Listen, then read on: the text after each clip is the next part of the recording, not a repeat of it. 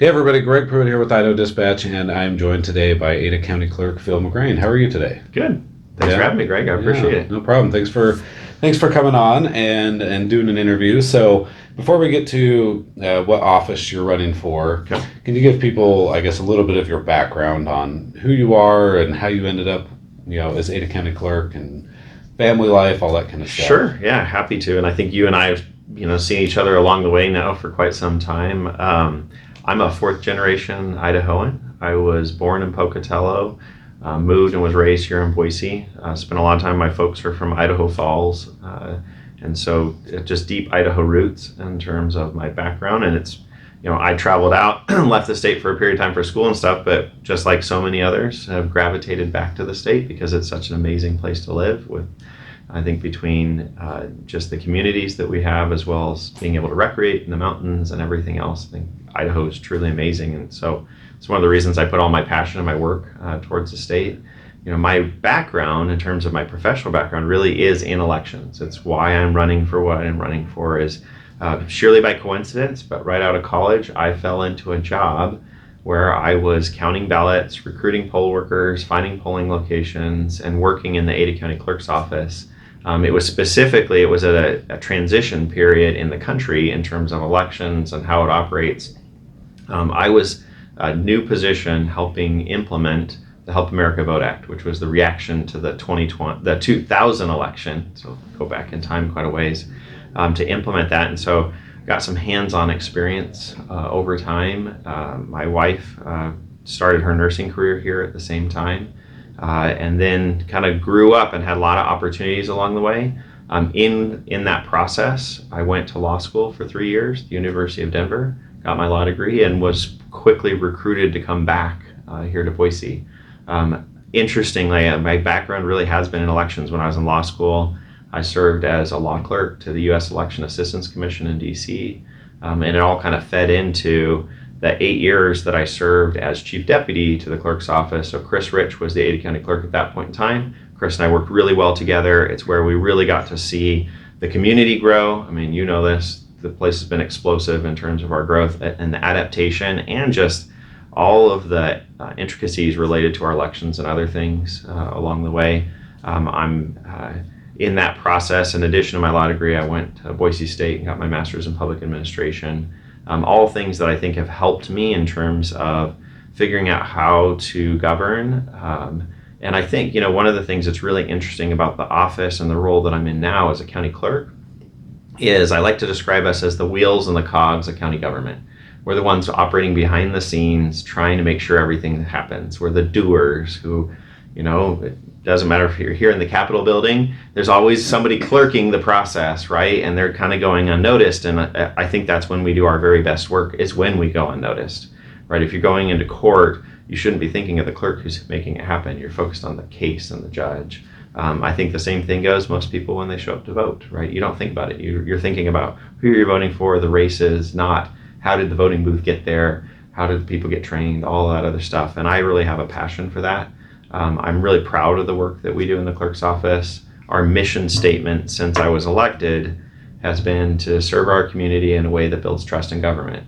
And I think as anyone who's involved with Idaho Dispatch knows, that's a really tall order, right? I mean, especially in our country, especially right now with everything that's been going on, I think the restrictions and other things that have been in place have really seeded doubt in terms of our decisions. So I think that just puts a greater burden on us to say, when you interact with our office, you should have confidence in the officials who are serving you. So if you go to court, people have to provide all sorts of private information and other things that they wouldn't just trust anybody, but they need to feel that they're getting a fair shake, right? And that while the attorneys and the opponents may have really strong feelings, that the system is going to treat them fairly. I mean, even what we were talking about leading into this with, criminal cases or other things. The same thing when someone goes to vote. Right, that one of the things people don't realize is it's a point in time where you're putting a lot of faith in government when you stick a ballot in a ballot box. Confidence that your vote will count, that your vote will count the same as everyone else's vote, that no one who shouldn't be voting is voting, and that ultimately, whatever the outcome is, whether the person who won is who you wanted or not, that you feel like it is an accurate reflection of the will of the community. right? And so when I look at our work in the office and why I take such pride in it, it's saying we're not trying to build trust in me or trust in the county or the clerk's office. It's really, even Mayor McLean is a good example. It's not someone who I've supported, but making sure that everyone says, okay, that's someone who's properly elected, whether it was Mayor McLean, Brad Little, whomever, Donald Trump, the whole 9 yards. Everyone should have confidence, and I think we're in an era too where that's being tested. So it just shows how much more important the work is. Just in terms of background, I should have mentioned, I happily live here up in the foothills north of Boise with my loving wife Angela and our 3 kids. And one of the things that really drives me is making sure they get a similar upbringing that I did. I loved running around in the community when I was a kid, and I think this, like how important it is to have kind of that small town aspect of what Idaho brings compared to so many other states. I think it's one of the things that makes us great. Okay. So, talking about family, maybe transitioning into, you're going from Ada County Clerk and running for an open Secretary of State seat. Secretary of State Lawrence Denny is retiring, and there are now, I believe, 3 total candidates in the race, and for the Republican nomination, I should say. I think that's true of the whole race. Yeah, I don't think shows any a reflection of Democrats Idaho. have come in to the race yet. But what made you want to do that, I guess, ultimately? And then talking to your family, what was that decision making like, where you go, okay, I'm going from one county to now the entire state, and now we're going to try and be the Secretary of State for the entire state, rather than just looking at the elections at one county? Yeah, I really appreciate how you asked that, because it's not just the decision to run, but also the decision for all of us to be involved, because it truly is a family affair. I don't know if it's a blessing or a curse. It's probably a little of both, that my kids have grown up in an environment where they just associate some of this as what I do for a living, right? Is being involved politically, and whether that's when I was involved in the Central Committee and other things before, or now when I'm running. In terms of the process, this, I don't know that probably many people through Idaho Dispatch do, is that I actually ran for Secretary of State in 2014 against Lawrence Denny in the primary. Right, there was 4 candidates at the time. Lawrence obviously was successful in that primary. I finished second. And what's interesting in our relationship in this is, usually in politics, when there's a race, the 2 parties go their separate ways, right? Interestingly enough, just by the roles that we serve in, Lawrence and I have worked really closely together all 8 years he's been in office, right? And so it's just been, we've had a good relationship where we're campaigning, have continued to maintain that. My interest in the Secretary of State's office goes way back, really because, as I mentioned, I started my career as we were implementing all these new requirements. So prior to the whole Bush v. Gore situation with Florida, it really was diffuse. There was a lot of different election vendors in terms of equipment, whether that's punch card, lever machines, all of those different things. Here in the state, to have elections bills come up in the legislature was exceedingly rare. Just wasn't a topic that people looked at. And then Florida happens, and all these things are required, starting with Congress. So Congress passing numerous laws saying you must do these things, including the development of a statewide database. So all registered voters are part of the Idaho statewide voter registration system. And I can tell you, having worked in the system and done that hands-on work, where things work really well and where things don't work really well, and where there's opportunities to improve. And through building relationships with other clerks across the state, I really started to develop a vision for how we can do things better. And a lot of that is supporting the clerks across the state to make sure we're all doing it similarly. That the confidence you can have, say, in Ada County is the exact same confidence you can have in Camas or in Bonneville or in Boundary. It doesn't really matter where. I think we need to make sure that we're investing in our system, and this past year, really I'd say these past 2 years, have really highlighted that importance in terms of investment in that. Now, to your other question in there is my conversation with my family. I'm in a very good spot. I have a great relationship with people here in this community. I have a lot of support here locally. It certainly takes a lot to travel around the state and to meet with people across such a big geographic state. But we really believe in public service and the opportunity to contribute to our community. I think that's one of the things that so many Idahoans do, and we see in so many different fashions. And so my family, I'm very blessed to have their support in this process. And I'm sure as we get closer, the times I've run for office before, my kids always end up creating one of those little daisy chains where they count down the days. Instead of Christmas in our house, it's election day, Yeah. right? And you can kind of appreciate that. It's just a celebration of all that we've invested into it. And so hopefully we'll be successful with the support of so many Idahoans, but yeah, I'm excited for the opportunity. One of the things I love about this is getting to go around and meet with people, right? And getting to see parts of the state that I probably just wouldn't otherwise see if I wasn't engaged in the community this way. I've been to Green Creek, and most people have no idea where Green Creek is, and it's because of the unique opportunities you get to travel around the state, right? And I have lots of stories of meeting people along the way, people like yourself, right? We probably wouldn't cross paths if it wasn't for this, and so I really enjoy being able to be in a position to run. Okay. So let's, I guess, get into some more policy-related issues as far as elections go. What are some of the things on a statewide level that you think Idaho is doing really well, and then what are some things that maybe you would like to improve as Secretary of State? I mean, obviously you can't pass a law, but maybe what kind of laws would you push for to make changes in Idaho? Well, I'll touch on, I think you made just a really important distinction right there, just in your question, is what is the role of the Secretary of State? Most people aren't familiar with the Secretary of State's office. It's one of those down ballot, right? There's a lot of attention. I mean, right now, a lot of attention on the governor's race, right? A lot of attention. Heck, lieutenant governor's race is getting more attention than probably has ever gotten before. This is one of those, I like to say jokingly when I'm going around the state, like a little over a year ago, most of us didn't know whether or not Georgia had a Secretary of State. But this past year certainly highlighted the importance of the role. Elections integrity is a really common conversation I'm having often. I think one of the distinctions you mentioned is the people who pass the laws are the legislature. And that should be true in every state, right? And that certainly is the case here in Idaho. My conversations, I can assure you, if we go talk to Brent Crane, who's the chairman of State Affairs, he will be quick to make sure we all know who the ones who set our policy are, right? And we have that working relationship. The Secretary of State, just like the county clerks, are the ones implementing those policies and those laws.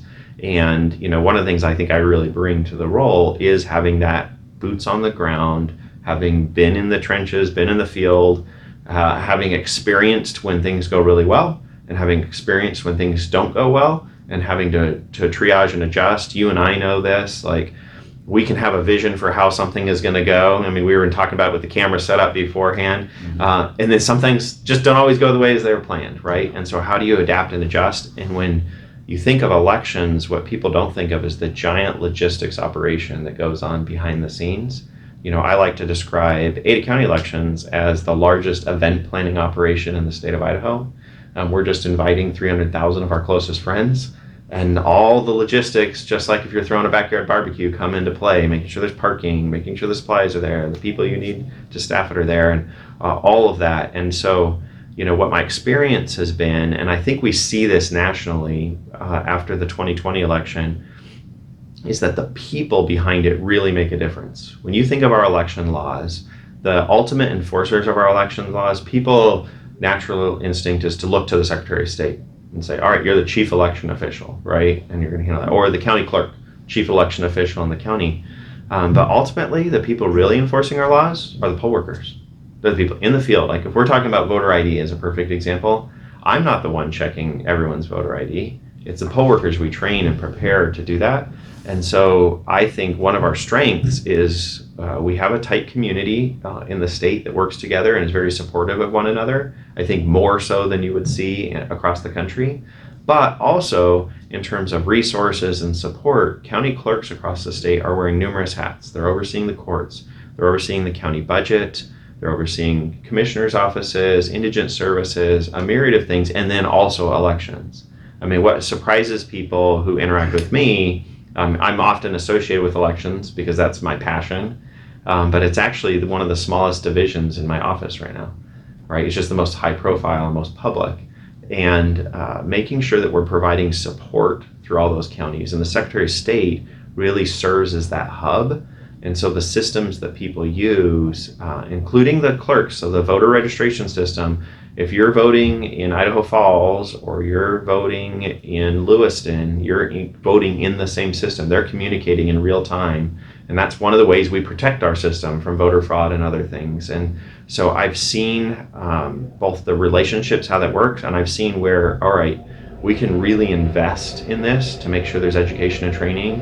One thing I'm really proud of, this goes to, like, I always say, you know, if I were Secretary of State, when I was running the very first time, is we created the Idaho Elections Conference. So 4 years ago, I pitched the idea to the Association of County Clerks to say, we need an elections conference. We need professional development and training for the people who are doing these jobs. So not just the elected officials, because they're not the ones doing it, but for the election staff, to get them together, to bring in experts across the country on issues like cybersecurity, which is a big threat these days, but also just the basics. So I just had a passion for working on that because, you know, if anything, I had those opinions and views before 2020, but 2020 really highlighted how significant the people who run our elections are and how much support they need to be able to, when we talk about election integrity, the people implementing on the ground are the ones that make the difference. And hopefully my experience, having been in their shoes and in those roles, is really what, you know, can make a difference. And I have great relationships with the legislature across, you know, all stripes of members of the legislature. I've worked in front of state affairs for years now, providing advice, and more often I would say the advice I'm providing is not the policy setting of how is it we're going to vote, but just saying, all right, if this is the policy we want to implement, here's how this is going to play out in the field, right? Like, make sure the decision makers know the implications of their decisions. And I think, you know, a lot of the people who follow your work can appreciate that, whether they served in the military and someone was in DC at the Pentagon telling them what it's like in the field in Afghanistan. Well, I haven't been to Afghanistan, but I have enough confidence to know it looked different in Afghanistan than it did in DC. Sure. And the same is true in elections right now. Now, it's certainly not the battlefield that our military is facing, but we've seen over this last year, when you think back, it's crazy because it feels longer ago, but like HR 1, right, and what was passed, when that was being pushed through, I wrote a letter to Senator Risch and Senator Crapo encouraging them to fight it, because, like, hold on. Just because Georgia was having issues, or Michigan or Pennsylvania, doesn't mean we need to fix Idaho. Idaho's doing things well, and we need to recognize that. And let's make sure we keep the character of our state and our values here, and not let people remotely who look at us and say, "Oh, you don't know what you're doing. You're a small state." Like, no, we actually do a really good job in this state. So, is there anything then, though, that you think Idaho? So, I mean, other than maybe ensuring that the staff who helps support these elections has all the resources they need and they're all on the same page, is there anything in particular with the law that needs to be changed, or is Idaho's election laws fine the way they are? No, that's a fair question. So I think the systems, it's not just the training of people, but the systems, the software systems and things we use constantly need to be evolving. I don't know, I'm going to assume that you had to do some campaign finance reports recently. Right, there's a really good example where it's on everyone's mind right now because people were having to do it for the first time in a while, is making sure that those are user-friendly for folks to be able to do it. And that's the functional piece, which you're alluding. In terms of the policy pieces, you know, I've worked on a couple of things. Last year, Representative Moyle and I were the kind of loud voices on the ballot harvesting bill, right? And I was trying to support his efforts to say, you know what, we can see across the country, whether that's in North Carolina or California, where people are engaging in political activity that we shouldn't be doing, right? I haven't seen it. I've gotten small inquiries about it along my career, but never really seen it in mass here in Idaho. But nonetheless, why should that happen, right? Similarly, there's been a lot of conversations. One that I'm hopeful that we will see this legislative session is tightening up the ID requirements for registering to vote, specifically same-day registration. I'm an advocate for same-day registration, in part because of some federal laws that require us to do a bunch of other things if we don't have same-day registration. The one thing, though, is right now it just says you need to show proof of ID and proof of your residence, but it leaves it wide open. And honestly, if you're a poll worker, you prefer what we have like for our voter ID requirements, which are like, here are the 4 IDs you may provide. right? It's really explicit. I think the same thing should be true when registering. It should be, show your deed of trust, or show your rental agreement, or show your insurance information, show your utility bill, but it's being really specific so we can say, these are valid forms that we trust and accept. I drafted something last year. It was towards the end of the session, wasn't going to make it far enough along, but to be able to do that, one of the things I've engaged in this last year, a lot of conversations on, and I think it, it was part of the State of the State address yesterday, is post-election audits, and saying we need to invest in building confidence in our elections. If 2020 said anything, it said, hey, there is distrust and doubt, and going back to what I said, people need to be able to have confidence their vote counted. So what can we do in that realm? And I think being able to do audits after our elections, make those routine. We do it for our financial information. Why wouldn't we do it for our vote counting, right? And I think there are good practices we can put in play to be able to do that. And so I'm very happy to support those kind of efforts during this session. A lot of it, what we need, one of the biggest challenges I see with our election laws, and this is the longer term vision rather than the short term, most of our election laws were written, they were refreshed in the early 70s. As you and I know, a lot has changed since the 70s. So even when it comes to like some of the equipment we use, whether that's electronic poll books, or that's the vote counting equipment we use, we've attempted to modify old laws to fit that, as opposed to actually writing the law specific for the era we're in and the challenges we're facing.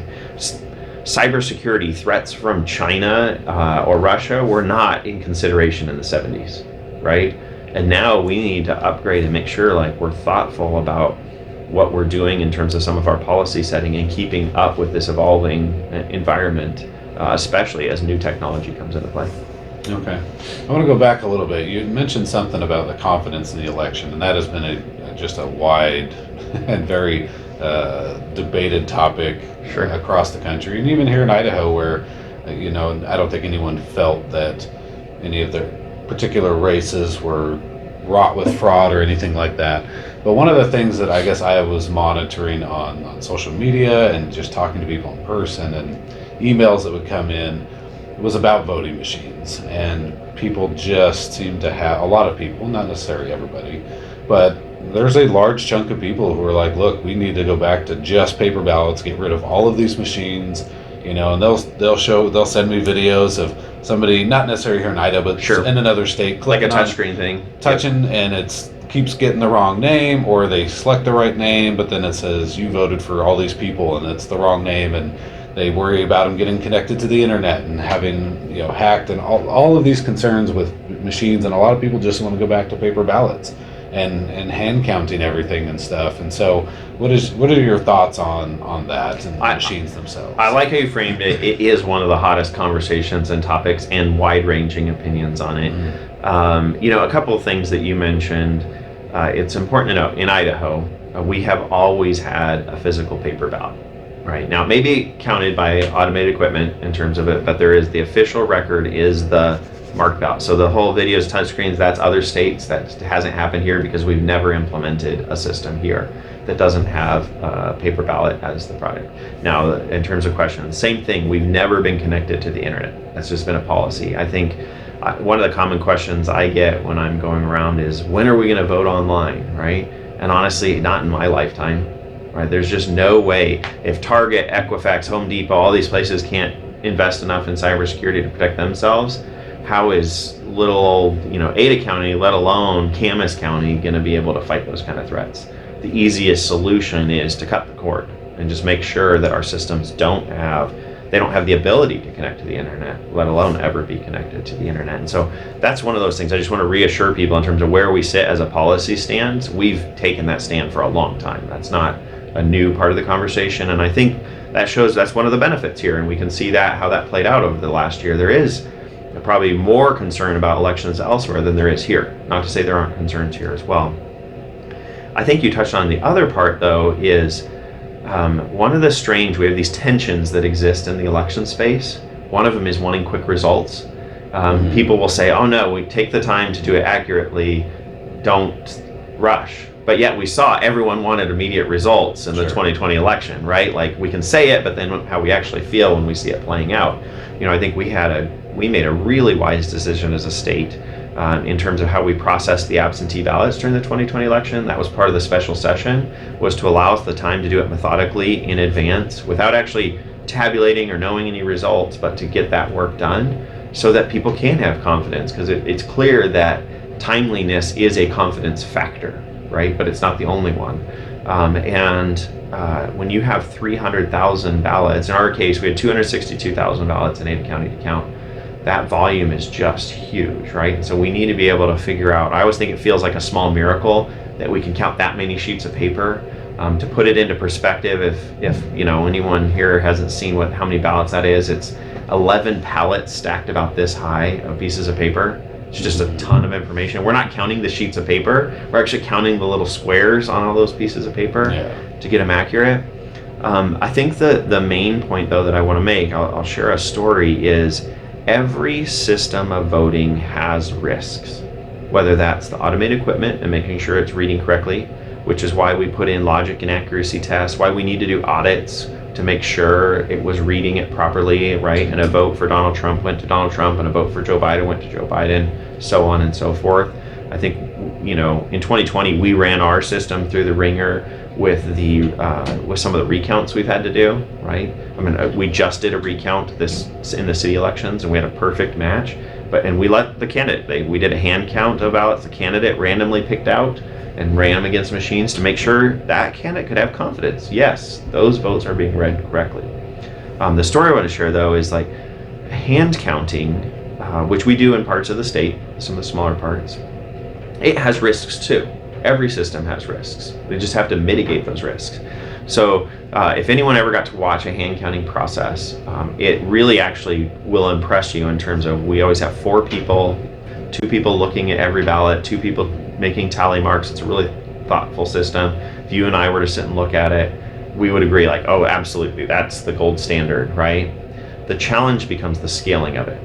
You and I can easily both find 4 friends that we trust to do that well and to do it accurately, right? Human error is a risk. People's intentions can be a risk. The challenge is when we go from 4 to 8 to 16 to 32 to 64 people to do that same job, that we are now introducing risk in terms of both the quality of the work, right? It doesn't even have to be intentional. There's people making mistakes, but also just the potential risk for bad actors. So in Multnomah County, Oregon, in terms of handling their absentees, there was a woman who was convicted of voter fraud. She had an interest in a lower ticket race, a sheriff's race in this specific instance. And she had a pen up her sleeve. And so as she was handling ballots, if she saw that race hadn't been marked at all, she would just make a really faint mark on the ballot. And thankfully, one of the people who was with her said, wait, like, it just was strange behavior, right? Yeah. Said, hey, what's going on? And I use that just as an example of saying, like, no, every system, whatever it is, we need to monitor it. I think that's where it's important to have things like the cameras that we've added around the state to view the process and give public, whoever wants to see, to be able to see, but to build in those safeguards with audits. I do have confidence in the equipment that we use, but that's out of vigilance, right? We have to be testing and doing that. Just for us on the cybersecurity front, both presidential elections, the 2020 and the 2016 election, we hired cybersecurity firms to come do penetration testing and to test our vulnerabilities to make sure that we were prepared for whatever the threat may be, whether it's something local or foreign, right? And so I think vigilance is going to be the big thing, and making sure we are truly investing in our systems is really what's going to protect us in the long run, and then hopefully build confidence to all the people that you're talking about. Okay. Is there any other issues we haven't brought up so far about things that you would like to do as Secretary of State, whether it's elections or any other issues that the Secretary of State actually deals with? Yes, absolutely. I think so. I'll give one, and I'm bringing this up because you and I have had this conversation before. If we're going to have laws, we need to enforce those laws, right? And I think people who follow you appreciate that, right? And so that's true on all fronts. So, I think one of the things that puts me in a unique position here on the elections front is I'm the only candidate who's worked on voter fraud cases. And actually, as part of our elections conference recently, we've worked out and we started sharing the process. I did some review work this summer for the Heritage Foundation as part of their evaluation of the states. And one of the things you realize in parts of the country, and I think even parts of Idaho, we may see evidence or concerns about voter fraud, but people don't know what to do with it. It's not, DUIs and speeding tickets, we've got those nailed down. But when it comes to these unique voter fraud cases, well, in Ada County, we have a team of 2 detectives that are assigned to work on voter fraud cases. One of the most common is actually felons voting, right? And we catch that, and it's parole violation or whatever. Until you've restored your rights, you can't vote. And so we'll pursue those things. But making sure that counties have the tools to know what to do, how to work with law enforcement, how to work with prosecutors to make sure, going back to that confidence, one of those things is making sure someone who shouldn't be voting isn't voting. But what triggered me to say all that is actually campaign finance, right? The Secretary of State oversees campaign finance and lobbyist registration. And we have these rules and laws in place, and I know you and I have talked about this should be a fair playing field, right? The Secretary of State, just like the clerks, is meant to be the neutral arbiter. I hope I can build confidence in the process where it doesn't matter whether it's the Freedom Foundation or the ACLU or someone in that span in between is being treated the same and has confidence that others are being treated the same. And I think I've heard plenty of concerns along the way that not everyone feels that way or the rules aren't clear. I think one of the things on campaign finance, we need to simplify our rules.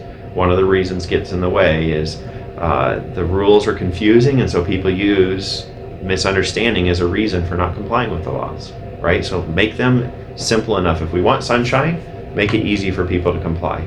Once we've made it easier for people to comply, enforce the rules we've got. If we say you have to do this, make sure to hold people accountable. And then if you do those 2 steps, transparency becomes a lot easier where the public can see what money is coming and going. I think it would shock people in terms of your viewers and readers. And if we look back at some of the campaign finances from years past, right? So I've done these data visualizations. I think I'm an elections junkie and love the numbers and figures. If we look back, if we look at the 2014 election cycle, right? Can you guess who the largest contributor to political action committees in the state of Idaho was during that cycle? No guess? idea. No. Oh, come on, give at least some guess. And to a PAC? To an Idaho PAC, right? So the donor to an Idaho PAC, who was the largest in the 2014 cycle? It's probably not an individual. I would imagine it's a company. Fair, yeah, okay. A company. Okay. Yeah.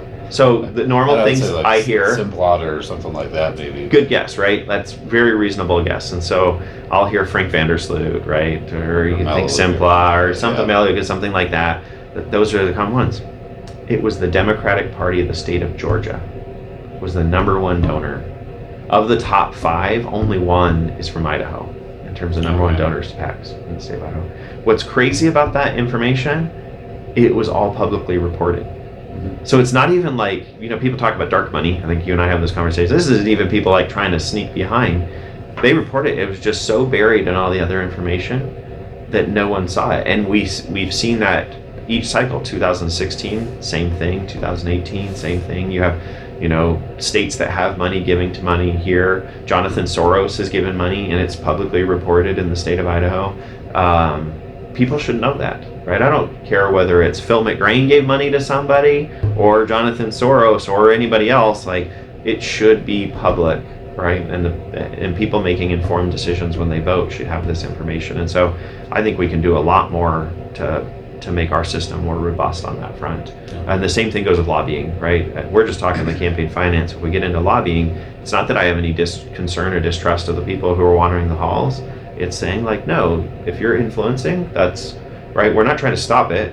Money is the lifeblood of politics, but it's saying, all right, we want to shine light on it so that someone can make an informed decision about, oh, this candidate was supported, all of their donors came from out of state. Well, we should probably know that, right? Versus, hey, we have local candidates, which if you look at the recent reports, we have some local candidates who have broad bases of support across the state. That says a lot, right? Yeah. It's one of the things I'm proud of is not how much money, but the people that are backing me in terms of the number of supporters. And I think I'm not the only candidate, who is really proud about the work that they've done by meeting people across the state. Okay. All right. So one of the other things that we do in our interviews is kind of bring up whether you consider it controversial or not. It's, Sure. other people do, and so we Fair. try to give everybody a chance to talk about those and discuss those. But there was, during this last election, I think Facebook had offered somewhere around $500,000 to a number of counties throughout the entire country, so it wasn't just Idaho. But Yep. and I think in Idaho there were 3, if I remember correctly, counties that had taken whatever we would call Facebook money, right, as how it's labeled Sure. publicly. And so Ada County was one of those that did accept that $500,000. Do they call it? I'll give you more wanna call information it. to help. Sure. Help in terms of it, because just I can see by the questions, I'm very familiar with the issue, right? Sure. In terms of it, and certainly have concerns of my own in terms of as we learn more information, right? I was recently reading some articles about it. When you look at it nationally, how the money was distributed. So. A nonprofit called the Center for Tech and Civic Life offered grants in the midst of the 2020 election, specifically with the aim, at least when we learned about it, to assist with the additional costs and burdens because of COVID, the restrictions, right? If you recall, in Idaho, we did the primary election all by absentee. You had to request it. In our world, that was one of the most painful, difficult things, because Idaho's laws and our systems are built to vote in person on election day as the primary method, and having to re-gear that was just a huge undertaking. You get into the general election, it was like, oh, we're still going to have a huge volume of absentees, which we had record high absentees in the general election, but we also are still going to have early in-person voting, election day voting with PPE, all the other things. Had difficulty recruiting poll workers. I think that context matters. But this nonprofit, money now known to be tied back to Mark Zuckerberg and Facebook, they gave money to 49 states. Idaho is actually 20 counties that received funding in Idaho. So that's one of the things I just wanted to clarify. Sure. Yeah. In terms of it. All 44 counties got the information saying, here's the resources. And I really think it was a matter of bandwidth and funding. We exhausted all of our county funding, all of our state, federal funding, and we're looking for things. I think one of the things people may not realize is elections are funded by local property taxes. They're not funded by the state. Mm-hmm. Our elections are funded by the county commissioners, right, through the budget process. And Ada County, as the largest county, got the largest share. I just learned just a week ago, it's interesting, and I don't know how strategic it was, but the way the money was distributed, the average amount per voter in counties that ended up going for Trump was less than counties that went for Biden. Here in Idaho, I think, it could have been that we were collectively, including us, given money more just to distribute it. But where if you look at Georgia or Michigan, you'll see a different level of involvement. The thing to me is what it really highlights, and the biggest takeaway is we need to start funding our elections. Right? We need to make the investment in our elections to make them secure. When we talk about elections integrity, a component of that is making sure we have the tools and the resources to be able to do it and do it well. And 2020 was a struggle on a lot of fronts. And you saw that. I don't know if you recall, but like in Canyon County, they had some really long lines because they were struggling just with poll workers and COVID and everything. And I think we've learned a lot. One of the great things is the legislature set the policy last year saying no outside money, no grant money, doesn't matter where the source is.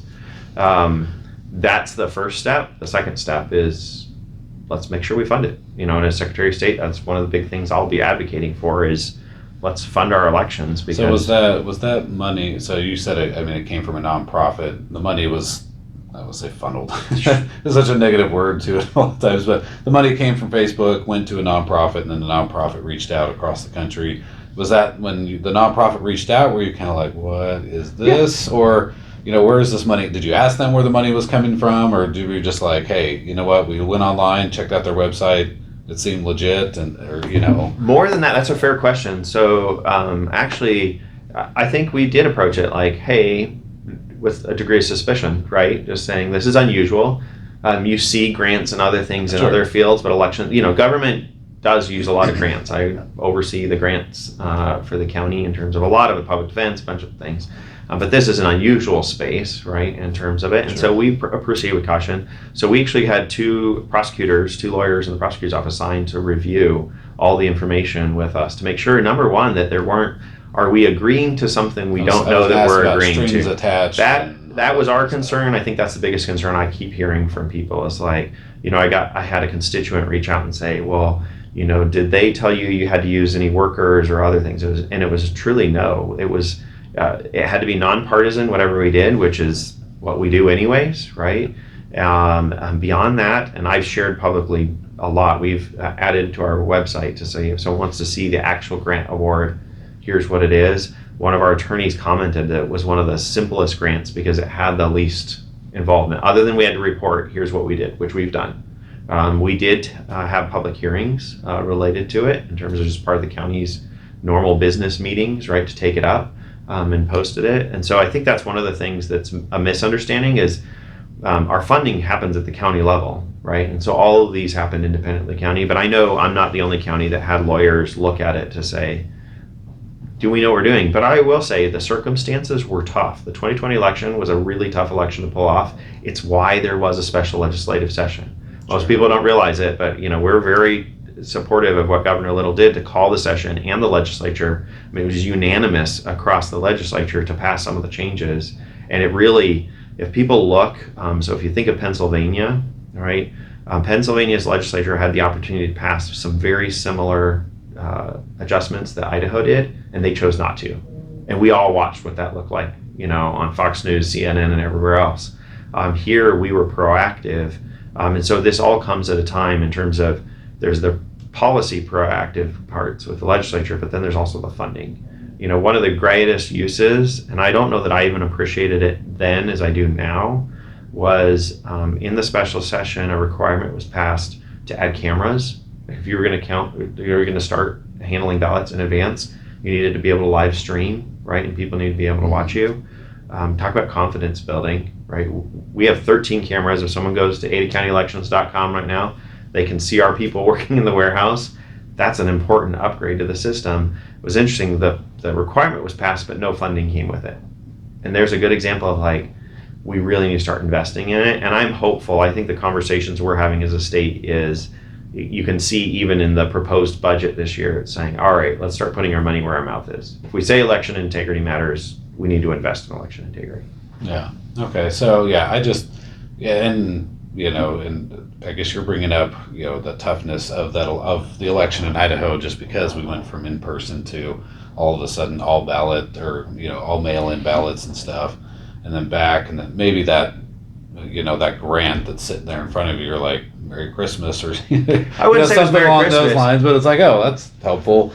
I feel like probably a better analogy is if you're out treading water and someone throws you a buoy, sure, you're you're scrambling. Yeah. One of the best questions I got was from Representative Vito Barbieri when we had a hearing on it last year to talk about all this stuff. And sure, he asked me, he said, aren't you concerned that you're going to become reliant on this outside money? Right, which is I think a very legitimate question. I acknowledged it then, and I told him, as long as you're not planning to have a pandemic every single time that we didn't plan for, no.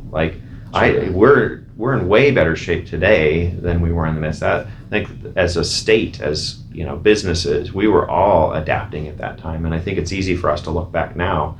But you remember this? I mean, the huge topic of conversation is the restrictions were in place. For us.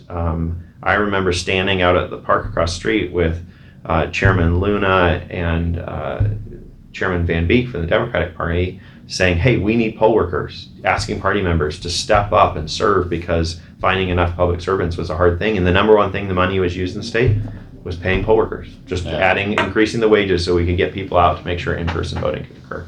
I mean, the biggest thing it went to is making sure that Election Day would look like Election Day in Idaho. Okay.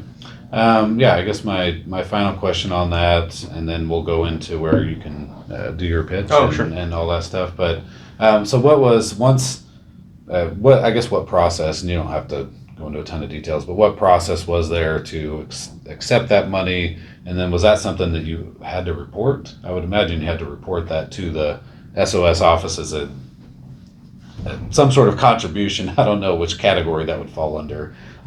Who ultimately gave the approval? The county commissioner said, yes, let's accept this. And then you obviously use the money to pay poll workers or whatever the case may be. And then, did that have to be reported to the SOS office? Yeah, what's interesting is the the short answer is no. That's not how the system works. The Secretary of State does not oversee funding of our elections. It's just not part of the role. So I think the implication or the inference that has come across is like, well, it's because that's not the role of the Secretary of State. All the finances are at the county level. I mean, the Secretary of State doesn't even handle the funding that comes from the state that supports local elections. So in terms of reporting, one, we did have to and always do, and this isn't unique to this situation, take it up in a public meeting, right, and discuss it. The information's publicly available. That's why we're really quick and willing to share it with anybody. You know, I'm a big advocate for transparency. I think if there's a reason to do that, this is a perfect example. We did have to do follow-up reporting with the grant, the Center for Tech and Civic Life, to outline how it was used. We do, after every election, report back to the Secretary of State the costs of an election, but not the funding. I mean, it's just basically this much for poll workers, and they're just cataloging that, but they don't oversee any of the money. The closest time they're involved is federal grants that are given to them to dole out, but even there, we still report back to the feds how we use that money. So I think that's just a misunderstanding of roles where the finances. I do hope, though, that one of the challenges that plays in is I think this is true in a lot of the parts of the state, not everywhere. I think it's probably true where you're at. Just like here is property taxes are becoming a huge burden. Rising housing costs are shifting property taxes on the homeowners. We're very mindful of that in Ada County. And so right now, the only avenue that we really have to fund our elections is increase people's property taxes. Now, I think probably most of us here in this conversation, yes, that's a good use of property taxes, but not everyone values elections to the degree that we do. And so I think we need to start really looking and having conversations as a state in terms of how we do it, especially as the equipment increases. You know, one of the best tools that we now have are electronic poll books. I think 34 counties in the state of Idaho have implemented them. They make it enough of a tutorial for poll workers that they force poll workers to ask for ID. They force poll workers to do all the right steps. One of my favorite parts, if you haven't experienced it, hopefully, is they'll say, "Hey, Greg, you say, I'm Greg Pruitt," and say, "All right, can I see your ID?" They just take it and scan the back of your ID, and it pulls up your voting information in the record. And I think that's a huge improvement. But as you know, that kind of system doesn't come without a price tag, right? Yeah. But it's really providing a lot of security. I think we have a really secure system because of what happens behind the scenes, and hopefully we can continue to invest in that. Okay. All right. So this last part here, you can address the crowd, so to speak, and pitch your website and your campaign pitch. Sure. Thank you, first of all, Greg, and thank you guys. Anyone who is willing to take the time to watch interviews of this length about the Secretary of State's office has a much heightened level of interest in our elections and the integrity of the process, or is just talk about being informed voters. So I sincerely appreciate that. I wish more people would get engaged in what we're doing on all races, right, to learn about the candidates. In terms of my background, I really do have a passion for this work. I want to make sure we have the best system in the state of Idaho, and that we're a role model for states across the country. My work, I think having hands-on experience in the field is really what makes the difference. The policymakers are ultimately the legislature, and I have great relationships with the legislature, and I'm willing to work with them as Secretary of State to make sure we have the best system. And as you've heard me say over and over again, I'm ready and willing to invest in our system. I think elections integrity is one of the most important issues that we have right now. It's why I want to be an advocate and make sure that we are as transparent about everything as possible, and that we make voting available. I think we are very fortunate here that you can have confidence that you can go on election day, go to your polling place. Most people know the poll workers at their polling place. That's really what makes Idaho unique, and it's something that I want to preserve and protect. I talked early on, just my legal background and training, it doesn't just isolate to elections. The Secretary of State's a member of the Land Board, and it's important that we protect our investment in our lands. And as the only attorney not running for Attorney General, I think this is an important seat right now, and I think you snicker in part because you understand the significance of that, sure, right, as it relates to it. And I think, for people who are involved in Idaho Dispatch, sportsmen in particular, like access to our public lands is a big issue. Making sure we protect them from wildfires is a big issue. My background really is in doing this, and I I'm truly running for Secretary of State because I want to do this type of work. I have a passion for it. So I'm hoping that I can earn your vote and earn your trust, and that we really can build trust in government. And I know that's a tall order and a tall ask, but I think collectively, if we all work together, we can achieve that. So I would appreciate your vote, your support. I certainly need to have support all throughout all aspects of the state, and I know this reaches people everywhere. And so please reach out to me, reach out to my campaign. My website is mcgraneforidaho.com. I'd love to hear from you. And if you have any questions about any things Greg and I talked about, I'm happy to share that information. Again, transparency is one of my big things. It's one of the things I hope we can build in this state even further than what we have. And I just appreciate you guys taking the time to watch, and appreciate you taking the time to chat with me. Yeah, thanks for your time. Appreciate it. All right.